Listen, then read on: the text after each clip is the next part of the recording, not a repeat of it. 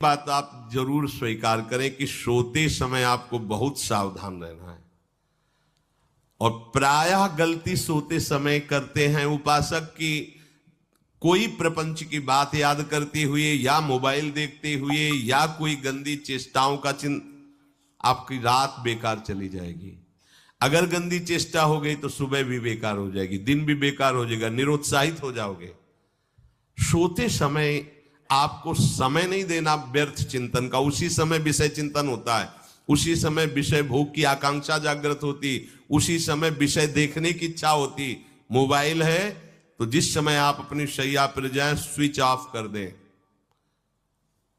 उसमें मैसेज घंटी आने का कोई भी रास्ता मत रखें। मान लीजिए आप उपासक हैं भगवत प्राप्ति के, 30-35 वर्ष ये नहीं था तो सब मर नहीं गए थे।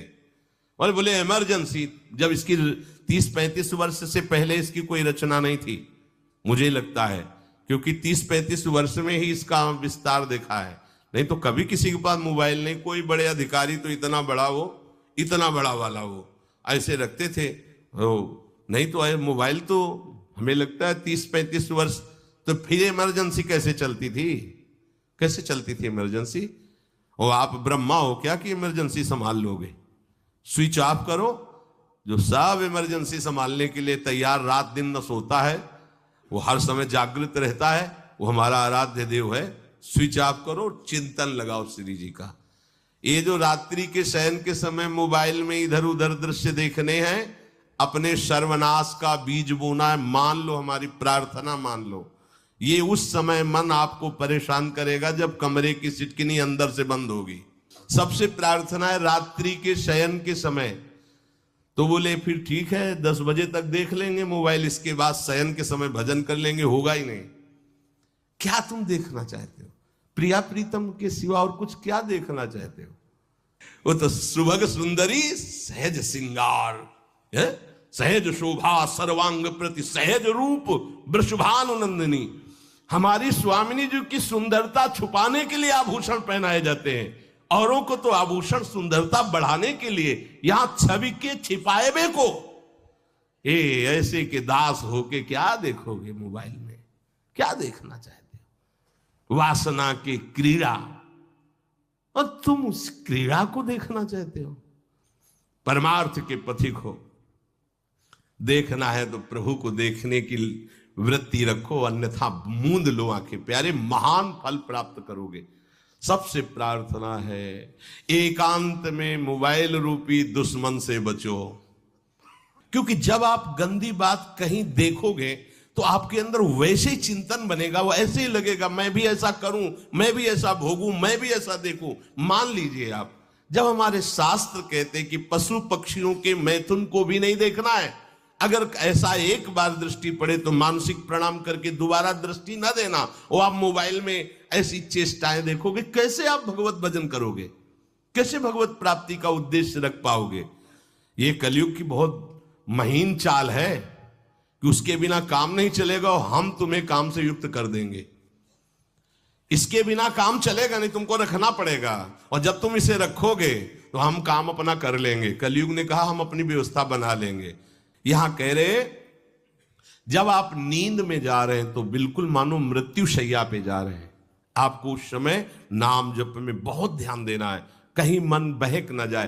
तो क्या होगा, 5-6 घंटे जो आप लेटोगे ना, वो भी भजन हो जाएगा। हमारा जो ये पूरा हो जाएगा। नहीं, उस समय हम सो जाएंगे तो हमारा 6 घंटे का वियोग हो गया, 6 घंटे भजन रुक जाएगा। और ये 100% पक्की बात अनुभव की कहते हैं। यदि सोते हुए भजन करोगे तो जगते, कई बार तो पकड़ा है कि अगर आधे पद में बेशुद्ध हो गए तो वो पद पूरा जगते ही शुरू हो गया है। मतलब बीच में स्थिति भागवती की रही। जैसे बेहोश करते समय हमने कहा था जब ऑपरेशन के हमें बता देना, तो उनका बाबा अब इंजेक्शन लगाने वाले हैं तो वो 1 मिनट हमें केवल दीजिए, अपनी चित्तवृत्ति। तो जब होश आया तो वही पहले चिंतन चल रहा था, वही चिंतन। जैसे सोने के समय बेहोश हुए तो जगने के समय वही चिंतन, ऐसे ही इंजेक्शन से जब बेहोश हुए और जब होश आया तो वही चिंतन चल। बहुत बड़ा चमत्कार अभ्यास का है। नींद खुले तब से लेकर गाढ़ नींद आने तक स्मरण में कभी रुकना नहीं। और आपको एक छूट दे रहे हैं हम। कभी कभी क्या होता है कि एक मंत्र में, एक नाम में जैसे बहुत देर अभ्यास करते हैं तो मन उबने लगता है। इसका स्वभाव है, ये अनुभव की बातें कहते हैं। इसका स्वभाव है नवम नवम, नहीं तो ये मतलब, तो इसको हम लोगों ने कैसे फंसाया है। जैसे गुरु मंत्र जप रहे, अब 2-3 घंटे लगातार गुरु मंत्र जप, अब इसको उबन बढ़ी, अब ये छोड़ रहा है, बीच बीच में पता चलता है छोड़ना चाहता है, छोड़ रहा है, तुरंत इसको नाम में फंसाया।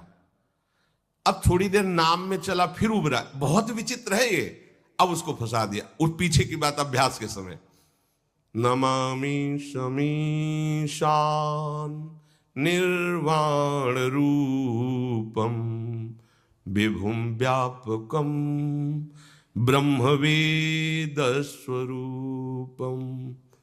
चिंतन, पदगान कर रहे, ये भगवान शिव पदगान कर रहे हैं, और उसका चिंतन, निर्वाण रूपम विभुम व्यापकम ब्रह्मवेद स्वरूपम।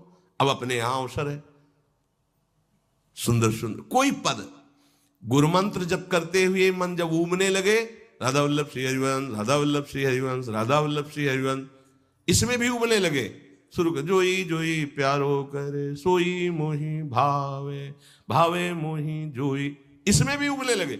सुधा निधि का कोई एक लाइन ले लो, ब्रह्मेश्वरादि सुदुरूह पदारविंद श्रीमत् पराग परमाद्भुत वैभव, ब्रह्मेश्वरादि सुदुरूह छोड़ना नहीं है, तू भाग में नवम नवम दे रहा हूं, नवम नवम। इसको फंसाने के लिए आपके पास अस्त्र हो, जैसे यहां चाकू, यहां पिस्तौल, तलवार, ये वो सब बिल्कुल वीर सजा रहता है, ऐसे ही अपने लोग सजे रहते। छोटा राधा, अब एकदम चिपक गया आके तो कैसे मारे, तो छोटी चाकू है ना वैसे, राधा राधा राधा, थोड़ा दूरी राधा वल्लभ श्री हरिवंश, थोड़ा और दूरी गुरु मंत्र, बड़े बड़े अस्त्र अपने पास रख ले, बहुत भाग रहा है तो फंसा दिया। प्रथम यथावति प्रणव श्री, अब लग पूरा पदगा, पूरा पदगा उसमें लग, प्रथम यथामति प्रणव। भोजन पाते समय ऐसा अभ्यास किया है, 1 घंटा के पहले भोजन नहीं होता, चाहे 2 रोटी पाना हो, समय लगता है भोजन, आराम, एक एक नाम, एक एक, कुछ भी हल्ला मचाओ, कोई फर्क नहीं पड़ेगा, अपना चलेगा। अभ्यास स्नान के समय, भोजन के समय, किसी क्रिया के करते समय, किसी से बात करते समय, सोते समय, ये विशेष स्थान जहां में सावधान रहना है। यहां भजन छूटता है, ध्यान देना, यही भजन छूटता है। चलते समय, क्रियावान होते समय, प्रसाद पाते समय, या किसी से बतराते समय, ये सब भजन के छूटने के स्थान है, और यही पकड़ना है भजन को। जब आपको बिल्कुल न लगे तो मानसिक सब बंद कर दो और गुनगुनाने लगो, जो धुनी आपको अच्छी लगे उसी में नाम, कोई नाम लेके, संसार का चिंतन न होने पावे, चाहे जो कुछ तुम जहां तुम्हारा मन आवे, गंगावरी गोदावरी कुछ भी, भागवतिक चिंतन के सिवा संसार के चिंतन न होने पाए। पहले ऐसे अनन्य बनो, फिर बाद में अनन्यता आती, रसना कटो जो अनरट। हाँ भी विषय चिंतन कर रहे हैं, प्रपंच कर रहे हैं, बोले रसना कटो जो अनरटो, और नहीं बोल सकते, प्रपंच बोलेंगे बस, रसना कटो, ये शब्द वहां नहीं आते। पहले हम आपको छूट देते, भक्त चरित्र, भगवान की चरित्र, नाम, कीर्तन, मंत्र, जो भी चाहो, संसार का चिंतन मत होने देना, पहले ये पकड़ो, फिर आगे चल करके जब पवित्र हृदय होगा तब ये निष्ठा आती, रसना कटो जो अन रटो, निरखियन फुटो नयन। मान लो संसार का चिंतन नहीं करने देना है इसको, आप जैसे बने वैसे करो भागवतिक चिंतन, कोई नाम ले लो, कोई मंत्र ले लो, तुम्हें जो प्रिय लगे, हम छूट देते हैं। ये नहीं करे कि रसना कटो जो अन रटो, ये बाद की बात है, हमें पहले इसका संसार चिंतन रोकना है। कैसे छूटेगा, कैसे छूटेगा, हमें यह पकड़ना है, नहीं तो निष्ठा की बात। जो हरि नाम जगत त्रिशिरोमणि वंश बिना कबहू, हरिवंश बोलेंगे नहीं, हरि बोलना नहीं है, हरि बोलना नहीं, क्योंकि जो हरिनाम जगत त्रिशिरोमणि वंश बिना, और हरिवंश बोलना नहीं है क्योंकि प्रपंच में रति। तो क्या करो, जो तुम्हें प्रिय लगे पहले उसे पकड़ो। ये हम अंदर की बात करें, प्रवचन की बात नहीं कह रहे, मन को फंसाना है हमें। राम कृष्ण हरि जहां लगे इसको लगा पहले, पहले इसको फंसाओ, संसार का चिंतन न होने दे। गीता, भागवत, भक्त चरित्र, कुछ भी कहीं भी इसे फंसाओ, पहले संसार का चिंतन न होने दो, फिर लाओ इसको घुमा के निकुंज वाटिका में, फिर तो भागेगा ही नहीं, फिर नहीं भागेगा। अब सीधे निकुंज वाटिका में किसी महाभाग्यशाली गुरु आश्रित का लगेगा, अन्यथा बहुत प्रपंची मन है, आप आश्रय इधर का लोगे, प्रपंच का चिंतन करोगे, बात बनेगी नहीं। चिंतन छोड़ना है हमें, जैसे बने तैसे संसार का चिंतन छूट जाए तो हम विजय को प्राप्त होंगे। ध्यान दीजिए, इस परमात्म तत्व को वही प्राप्त कर पाता है जिसका राग बीत गया है, खत्म हो गया है, वैराग्यवान। ज्यादा परिश्रम नहीं है वैराग्य में, विवेक नहीं होने के कारण हम वैराग्य नहीं धारण कर पाते। हम बाहरी बातों को वैराग्य ले लेते हैं, ऐसा कपड़ा बदल लेना या कपड़ा ना पहनना या लौकी का कमंडल, मिट्टी का पात्र, तो हम अपने को वैरागी। बात यहां नहीं रुकेगी, वैराग्य का इतना ही मतलब नहीं, ये भी एक बाह्य अंग है वैराग्य का, पर वैराग्य का सच्चा स्वरूप है वीतरागा। कहीं कुछ भी अच्छा नहीं लग रहा, कोई भी सुख आकर्षित नहीं कर रहा, लोक लोकांतर की प्रतिष्ठा, मान, सुख, ऐश्वर्य, व्यक्ति, कुछ अच्छा नहीं, राग खत्म हो गया। ऐसा उस अक्षर ब्रह्म को, अविनाशी तत्व को जान पाता है। जगते भयो फिरे बैरागी, जैसी हरिवंश प्रपंच बंच सब ये काल ब्याल को खायो। हालत यह है कि जैसे सांप ने मेढक को पकड़ रखा और मेढक सामने पतिंगा को, कीड़े को पकड़ना चाहता है, उसे यह पता नहीं कि मैं खुद किसी का कवल बन चुका हूं, वो एक झटके में मुझे अपने पेट में ले जाएगा। ऐसे ही हम सब हैं, काल के द्वारा ग्रसित है, काल ने हमें पकड़ रखा है, पर हम भोग भोगना चाहते हैं, हम नाना प्रकार की मान प्रतिष्ठा पाना चाहिए, ये पता नहीं एक झटके में हमारा अस्तित्व ही खत्म हो जाएगा। जिनके अंतःकरण में किसी भी व्यक्ति, वस्तु, स्थान, पद, प्रतिष्ठा का राग ही नहीं रह गया है, उसे कहते हैं वैराग्य वान। वीतरागाह, राग ही नहीं है। जिनका अंतःकरण निष्पाप निर्मल हो चुका है, जिनके हृदय में केवल भगवत प्राप्ति की उत्कट लालसा जागृत हो गई है, ऐसा साधन संपन्न उपासक परमात्म तत्व में प्रवेश पाता है। अध्यात्म मार्ग की ऊंचाई पर वो स्थित हो जाता है। यदि छंतु ब्रह्मचर्यम चरंती, जिनकी इच्छा एकमात्र भगवत प्राप्ति की है, यदि छंतो, तो उनको क्या करना होगा? ब्रह्मचर्यम चरंती, ब्रह्मचर्य का पालन करना होगा। प्रत्येक इंद्रियों का निर्विषय हो जाना वास्तविक ब्रह्मचर्य है।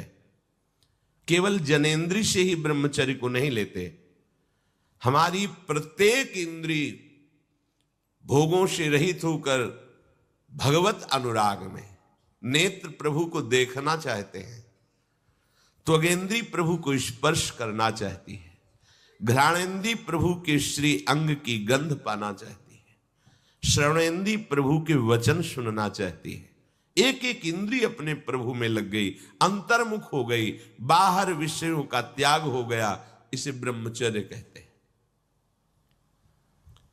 पर प्रारंभिक ब्रह्मचर्य में जनेंद्रिय का ब्रह्मचर्य अत्यंत आवश्यक है।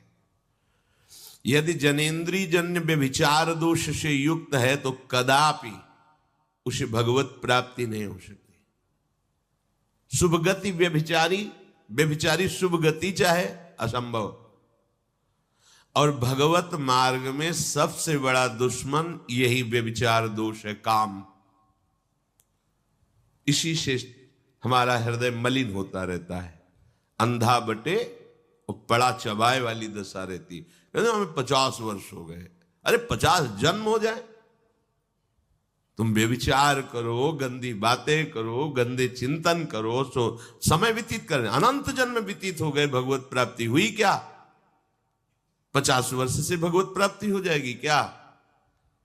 5 मिनट काफी है भगवत प्राप्ति में, एक बार नाम काफी है। वो स्थिति तो लाओ। बार बार बहिर्मुख वृत्तियों के द्वारा विषयों में सुख बुद्धि कर लेने से हमारा सारा का सारा अध्यात्म चिंतन बदलता रहता है, इसलिए लाभ नहीं मिल पाता, एक रस चिंतन नहीं रह पाता। बार बार विक्षेपी विषय करते रहते हो, हम सहते रहते हैं और भोगते रहते हैं। एक बार तो हिम्मत करके उठो, अवलो नशानी अब ना नशई हो, एक बार तो दृढ़ बनो। बस मन के अनुकूल चलने की बात को तुम्हें रोकना होगा, तभी तुम्हारे अंदर यदि क्षण तो ऐसी इच्छा जागृत होगी। पक्का पक्का ऐसा ही है। जब हम किसी विषय के वेग को सहते हैं, विषय नहीं भोगते, तो मन बहुत जलाता है। उस जलन में फिर एक ही बात होती है, बस भगवत प्राप्ति हो जाए, झंझट खत्म हो जाए। कब तक हम इसमें चलेंगे? एक बार भगवत, वो जलन हमको भगवत प्राप्ति की इच्छा प्रकट करती है। अपने लोग क्या करते हैं, जलन को मिटाने की कोशिश करने लगते हैं, तो भगवत प्राप्ति की इच्छा क्या, भोग प्राप्ति की तृष्णा जागृत हो जाती है। भोगे हुए भोगों को बार बार भोगने की इच्छा का नाम तृष्णा है। बाहर और भीतर से कोई सहयोगी नहीं, जल रहा है उपासक, तब रास्ता निकलता है भगवत प्राप्ति का, तब इच्छा प्रकट होती। अब नहीं, बहुत जल लिया, अब तो केवल प्रियाजू के समीप जाना है, अब तो प्रभु के सानिध्य में रहना है, नहीं इन भोगों की जलन में जलना है। पर यहां तक पहुंचने के लिए जलना होगा, तभी लिखा सहित सहित बाढ़ है भगति तास्तितिक्षस्व भारत, क्योंकि आगमा पाइनो अनित्यास, ये नाशवान काम क्रोधादि तुम्हें प्रेरित करेंगे, तुम इनके वेगों को सह जाओ। ये स्थायी नहीं है, आगमा पाइनो है, आने जाने वाले हैं, और ये सहन करने से नष्ट होते हैं, भोगने से बढ़ते हैं। यदि क्षंतो, अगर भगवत प्राप्ति की इच्छा है तो ब्रह्मचर्यम चरंती, ब्रह्मचर्य का पालन करना ही होगा, इसमें कोई गुंजाइश नहीं, क्योंकि आप चल ही नहीं सकते। ध्यान से सुन लो, ये मनोरंजन का मार्ग नहीं है, इसमें मन ही मार तनहारिक वृंदावन में गाज, इसमें मन मारना होगा। प्रायः ये मन को दुलार करने वाले लोग कभी भाग्य से सत्संग में भी आ जाते हैं, कभी श्री विग्रह के दर्शन करने भी मंदिर पहुंच जाते हैं, कभी तीर्थ याटन भी करते हैं, पर इनका कोई लक्ष्य नहीं होता। आज सुन लिया सत्संग, बढ़िया है, लक्ष्य नहीं होता। यहां लक्ष्य वालों की बात हो रही। यदि क्षंतो, यदि तुम्हारी ऐसी इच्छा जागृत हो रही किसी जन्म में भगवत प्राप्ति करनी, तो ब्रह्मचर्यम चरंती। आप सच्ची मानिए, जिसके निकालने में तुमको सुख की अनुभूति हो रही, उसको रोकने में कितनी सुख की अनुभूति होगी। उन्मत्त हो जाओगे, बहुत जल्दी आपके सारे के सारे करण भगवदाकार होने लगेंगे यदि आप ब्रह्मचर्य का पालन करेंगे। शरीर स्वस्थ, हल्का, मन प्रसन्न, नींद आदि पर विजय, कितने गुण ही गुण।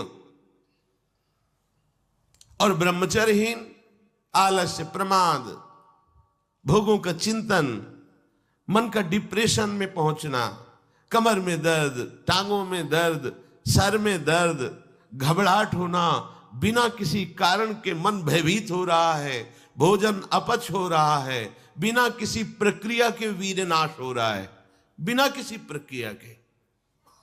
काहे को मृत्यु स्वयं स्वीकार कर रहे हो, ये मृत्यु है। चाहे भगवान दत्तात्रेय जी बोल रहे हैं या भगवान कपिल देव जी बोल रहे हो, जब उपासक को संबोधन करते हैं भगवत प्राप्ति के लिए, तो कहते हैं कि इस भोग वृत्ति को साक्षात मृत्यु रूप देखो, ये मृत्यु है तुम्हारी। जब शरीर राग त्यागना है तो तुम शरीर से भोग भोगोगे तो आसक्ति शरीर की पुष्ट होगी। आसक्ति भोग सुख की पुष्ट होगी, है नहीं। कितने दिन शरीर रहेगा, कितने दिन भोग रहेंगे। विचारवान बनो, ब्रह्मचर्यम चरंती, ब्रह्मचर्य का पालन करो। उपासक जो ब्रह्मचारी होता है उसका खिला हुआ चेहरा रहता है, जैसे कमल खिला हुआ, बिना किसी कारण के उसकी मुख मुद्रा में प्रसन्नता होती है। जो ब्रह्मचर्यहीन होता है बुझा हुआ चेहरा होता है, तेजहीन, बिना किसी कारण के वो शोकग्रस्त लगता है। बैठा है, आपको लग रहा है शांत है, लेकिन आप चेहरे को देखो, वो एक शोकग्रस्त है, कुम्हलाया हुआ चेहरा, अशांत चेहरा। मुख प्रसन्न, तन तेज विराजा, यह है ब्रह्मचर्यम चरंती, भगवत आराधन संपन्न उपासक का। जैसे आग में पैर रखते हुए कोई चले तो कैसे चलेगा, ऐसे ही ब्रह्मचारी की पहचान है। इतनी स्फूर्ति उसके अंदर होती, जैसे आग में चलने वाला पूरा पैर नहीं रख पाएगा, अगला कदम रख देगा क्योंकि ताप लग रहा है, ऐसे उसकी स्फूर्ति होती पैरों में। उसकी आंखें एकाग्र रहती है, चंचलता इधर उधर या बार बार झपकना, यह विषयी पुरुष का लक्षण है। बार बार पलक झपकना, यह विषयी पुरुष का लक्षण है। इधर उधर ताक झांक, चंचलता, ऐसा बैठे तिनका तोड़ रहा है, पैर हिला, ये सब विषयी पुरुष के लक्षण है। ये तो बिल्कुल साधारण स्पष्ट दिखाई देता है आदमी विषयी है या ब्रह्मचारी, एक सेकंड में लक्षण होते हैं। आपको जब भगवत मार्ग का अवसर मिला है तो गृहस्थ हो, संतान हो गई, ब्रह्मचर्य से रहो। नहीं चाहिए संतान तो भ्रूण हत्या, गर्भ हत्या जैसे महापाप करने की क्या जरूरत है। उसी वीर से संतान उत्पन्न होती है जिसको आप नष्ट कर रहे हो, जिसको आप ऐसे पानी में बहा रहे हो, व्यर्थ फेंक रहे हो, तो उसको भ्रूण हत्या का पाप लग रहा है, तो तुमको पुण्य लग रहा है, वीरपात कर रहे हो तुम्हें भी वही हत्या लग रही है, क्योंकि उसमें वही जीवात्मा है जो मां के गर्भ में जाके बालक रूप धारण कर लेती है, उसको तुम नष्ट कर रहे हो। पर बुद्धि भ्रष्ट हो गई है, समझ में नहीं आता, व्यर्थ में वीरपात करते हो, व्यर्थ में। तुम्हारा भजन बनेगा, तुम अध्यात्म के योगी बनोगे, मजाक है अध्यात्म का मार्ग। होश में हो जाओ, ये मन के दुलार को बंद करो। जब तक इच्छा ही नहीं भगवत प्राप्ति की, तो फिर तुम कैसे भगवत प्राप्ति कर पाओगे।